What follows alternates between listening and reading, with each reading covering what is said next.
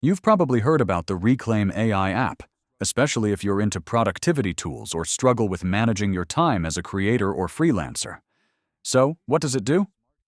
Reclaim is basically your smart calendar assistant.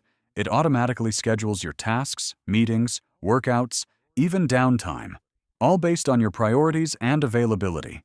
You say what needs to get done, and Reclaim slots it into your calendar for you. That sounds awesome in theory, and honestly, it really can help if you're juggling a lot.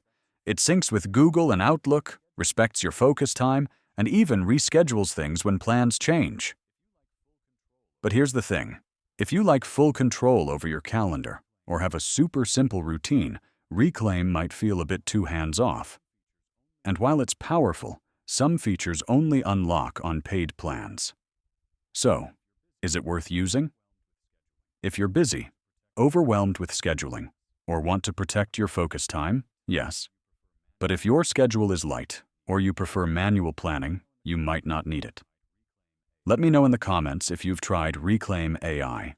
And if you found this helpful, hit like and subscribe for more quick, honest reviews every week.